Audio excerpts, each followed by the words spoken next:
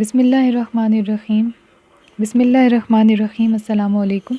आज हम कंटिन्यू करेंगे ऑपरेटिंग सिस्टम के एमसीक्यूज़, जो कि लास्ट एक वीडियो में फ़र्स्ट पार्ट आ चुका है, ये उसका सेकंड पार्ट है। फ़र्स्ट पार्ट जब हम लोगों ने अपलोड किया था उसके बाद हमें ये फ़ीडबैक आया था कि एमसीक्यू सबको बहुत हेल्पफुल लगे थे, लेकिन एक ये प्रॉब्लम आ रहा था कि बीच में हम लोगों ने क्योंकि मार्क कर दिए थे आंसर्स, तो अब ये कह रहे हैं कि मार्क ना किए जाएं आंसर्स, ताकि हम लोग इजीली ख़ुद सॉल्व करें।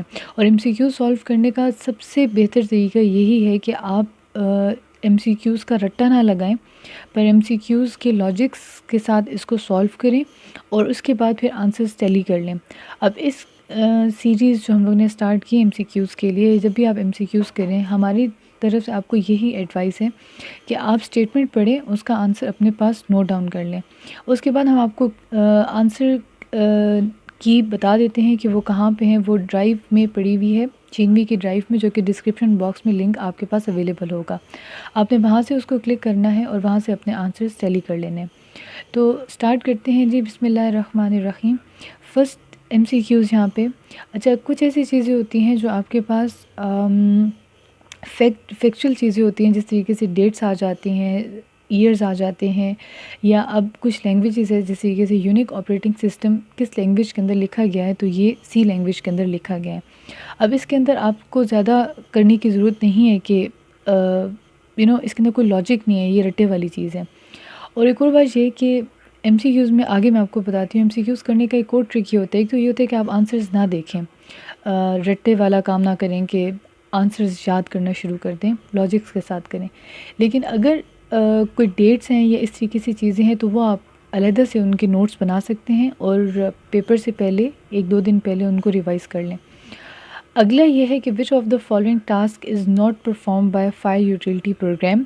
फाइल यूटिलिटी प्रोग्राम सारी चीज़ें किससे रिलेटेड होती हैं? फाइल से रिलेटेड होती हैं। फाइल को कॉपी करना, सॉर्टिंग करना, उसकी डिलीशन करना।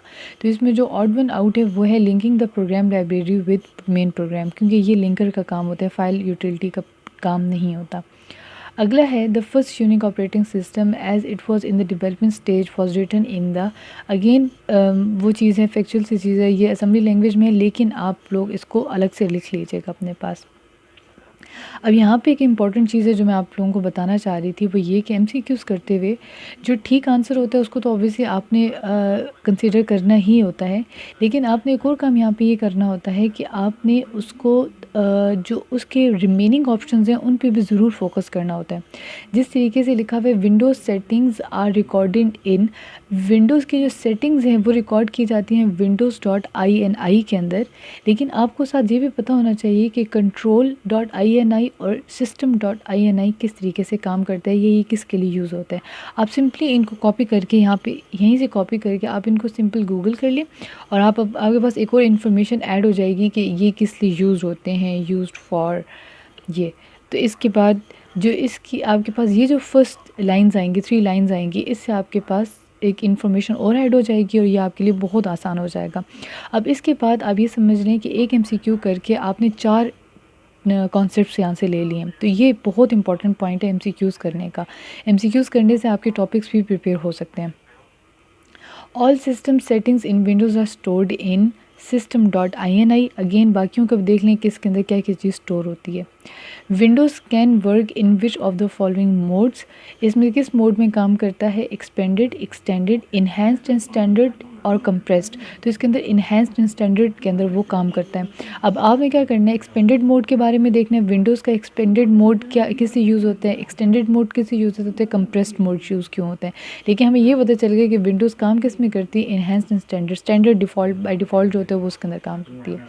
The function of a kernel in an operating system is to interact with the hardware devices. अब बाकी जो है, इंटरप्रेट द JCL कमांड्स क्या होती हैं, आपको ये सर्च करना है। JCL कमांड्स, या आगे अब इसकी लिख सकते हैं यूज्ड फॉर, कि ये किस लिए यूज़ होती हैं। ठीक है, तो ये अगेन आपके पास निकल आया। अब यहाँ से आपके पास JCL का भी आपको आइडिया हो जाएगा। ठीक है, अगला आ जाता है, a computer can not boot if it does not have a OS operating system.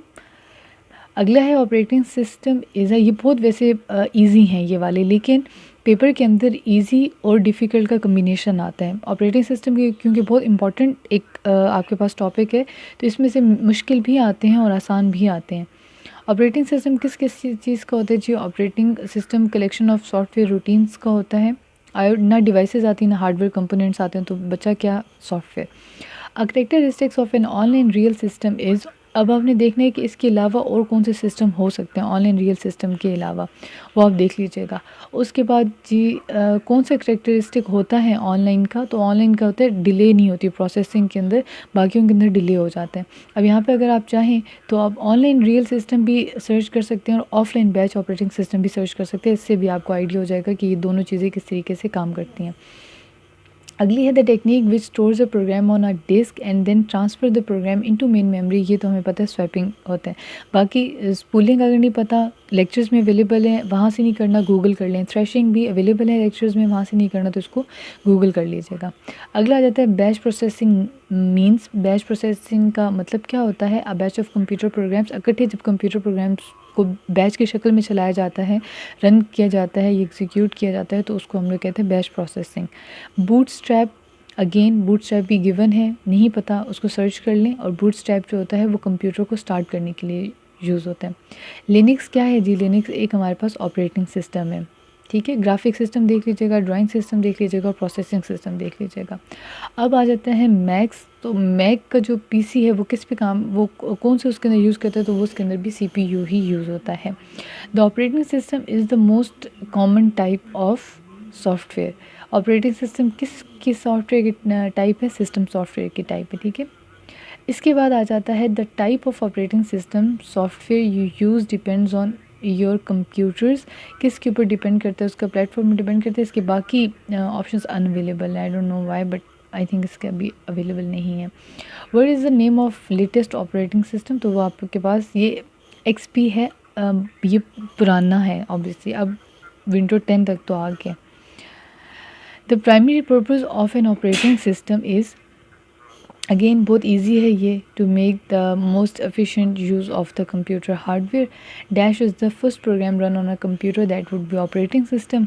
The operating system creates dash from the physical computer. तो फिजिकल कंप्यूटर से वर्चुअल कंप्यूटर्स वो बना देते हैं, जैसे कि वर्चुअल मेमोरीज बना लेते हैं वैसा।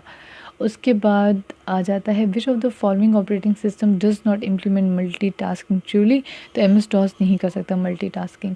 ऑपरेटिंग सिस्टम मैनेजेस, क्या मैनेजेस करता है? सारी चीज़ें मैनेज कर लेता है। Poor response times are usually caused by, क्यों पुअर रिस्पॉन्स टाइम आता है? ये सारी चीज़ें ऐड हो जाएंगी इसके अंदर, क्योंकि प्रोसेसर बिजी हो सकता है, प्रोसेसर बिजी हो सकता है, हाई IO रेट्स हो सकते हैं, हाई पेजिंग रेट्स हो सकते हैं। सो ये तीनों की वजह से ये रिस्पॉन्स टाइम लेट हो सकते हैं। विच of the following is operating system? तो ऑपरेटिंग सिस्टम आपके पास कौन से हैं? विंडोज़ में। अब अगर आपको आता है, इसको बेशक म्यूट करके देख लीजिएगा और अपने पास एक दफ़ा लिख लीजिएगा, टैली करने के बाद गलत है, ठीक है जी। ओके, जज़ाकल्लाह, अल्लाह हाफिज़।